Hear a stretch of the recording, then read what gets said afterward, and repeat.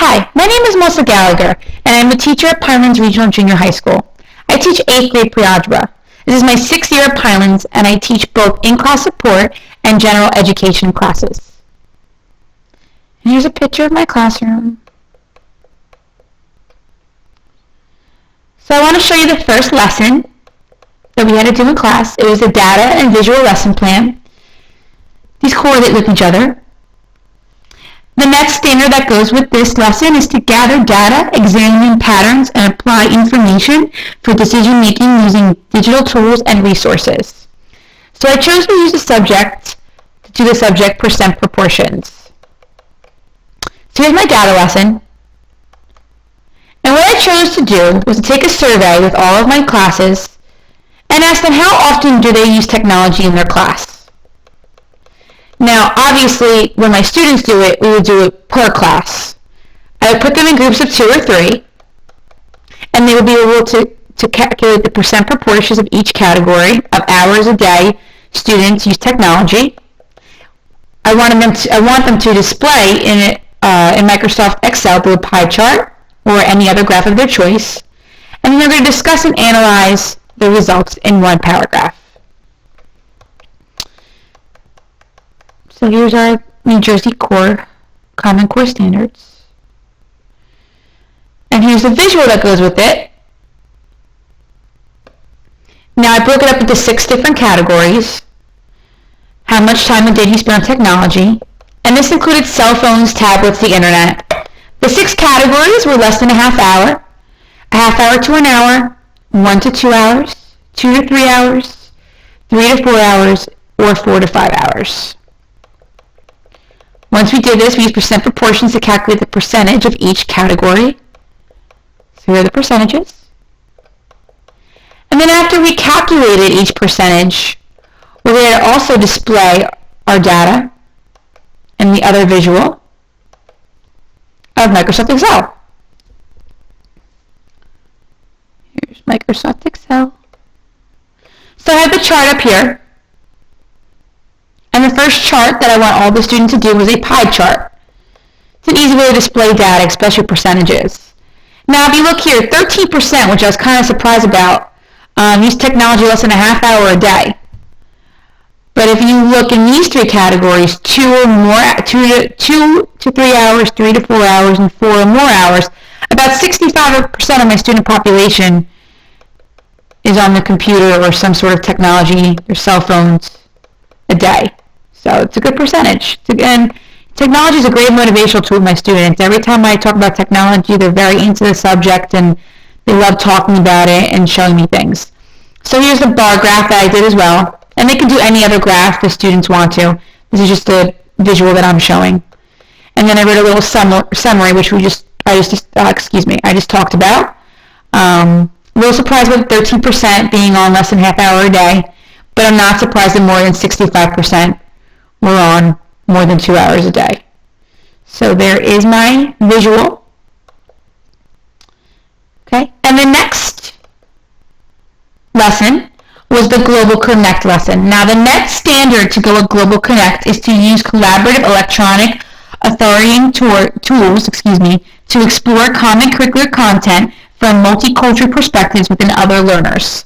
Now what I did was I incorporated the data and visual with the Global Connect. Now global collaboration is a way to use technology that connects students with other students from different cultures and from different countries and cultures.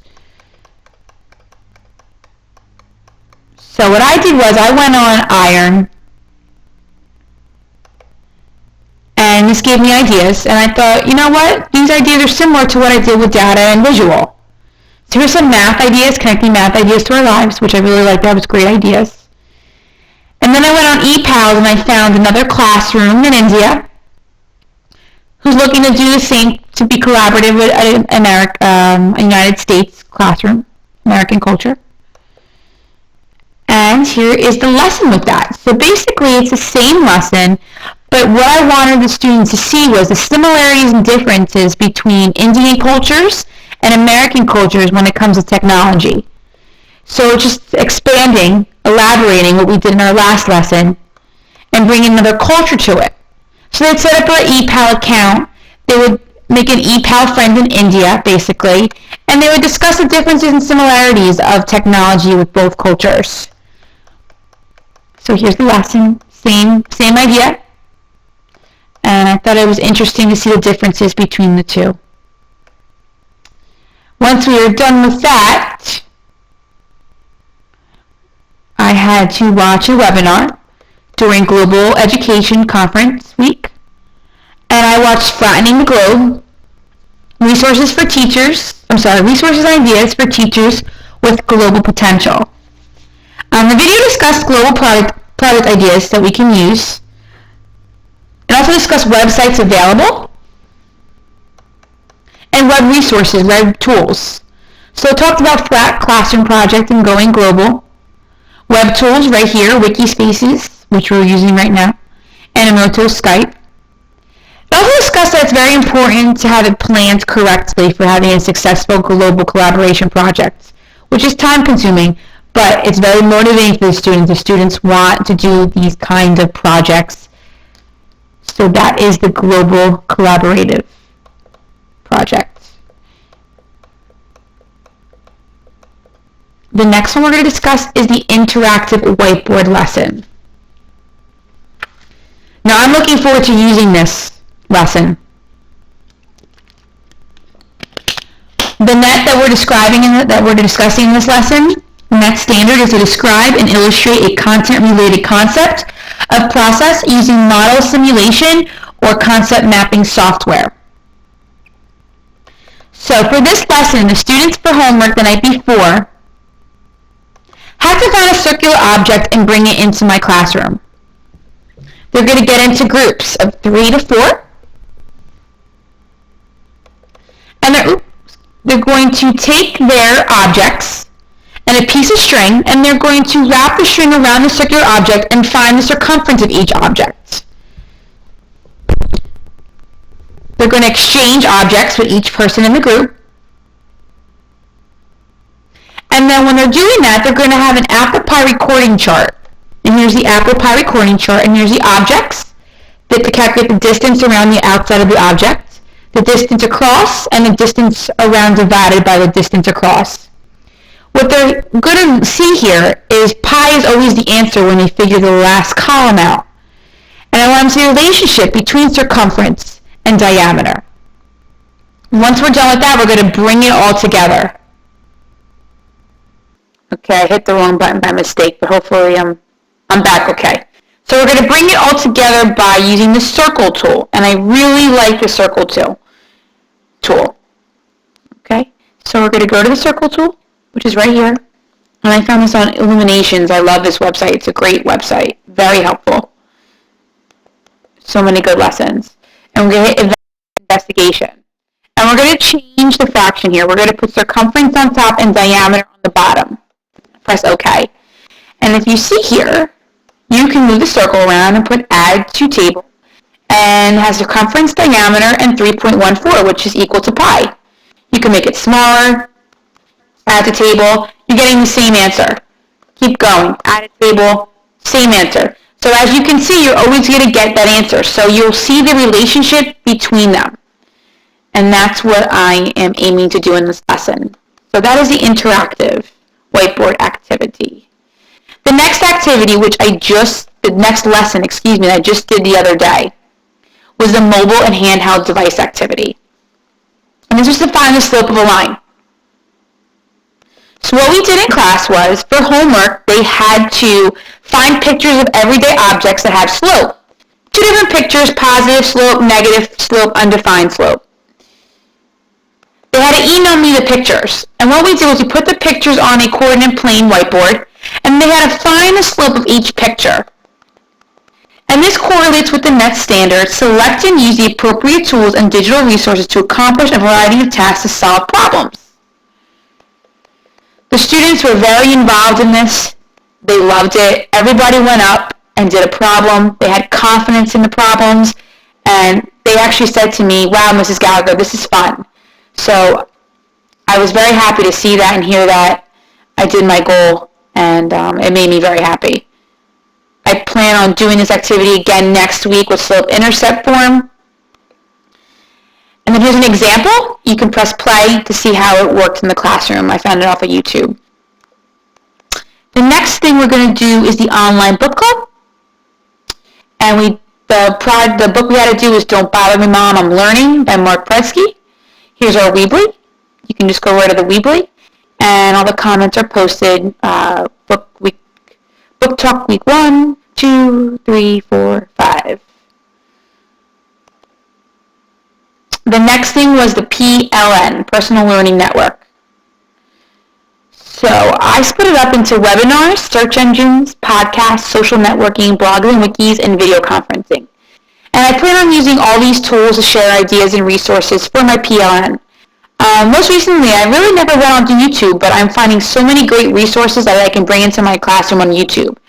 So these are great resources. I plan on incorporating them into my lessons, illuminations as well, great technological resources, and ideas that I can bring into the classroom.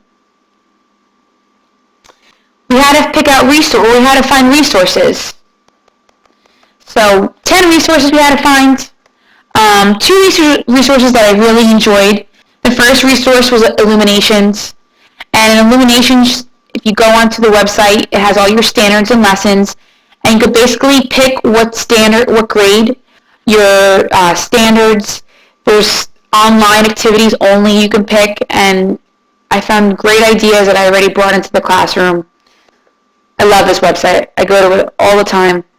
The other website that I really enjoyed was TeacherTube. And again, I just said before, on YouTube, I didn't realize the wealth of information that was provided. You put in the lesson you're looking for, and it comes up with different songs or lessons, and I really enjoyed playing around with this website.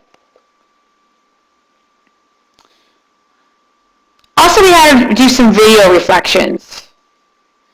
And we had to watch 5 videos, 4 from Edutopia, 1 from Classroom 2.0. The first one I watched was Teaching Students to Work Together. Then I watched Project-Based Learning, Teachers Discuss the Daily Challenges. My favorite one I watched was Teachers Get Tech Tips from Students, and I love this. I wish our school would do it. Basically, students and teachers are learning from each other. Students are the resource here. Students would come in and help teachers learn computers and help them out bringing technology in the classroom. And it's just a great way for teachers and students to work together. I love the concept, and I know when I have problems, I'll ask my students, how do I do this? And they know more than I do. So it was a great video, and I love the idea. Another video I watched was Digital Media, Empowering the Youth, and then Web Tools for the Classroom. And it discussed 5 web tools that work well in the classroom. So this is the completion of my final portfolio online presentation. I've learned many valuable resources that I have brought into my classroom and intend to bring into my classroom. The students love technology. They love these ideas. It completely motivates them. So I want to thank you, Dr. Harvey, for opening my eyes to a new world that I had no idea that was out there. I look forward to what else this instructional technology program has to offer. I do enjoy it. It's making me a more well-rounded, better teacher. So I wanted to thank you for that.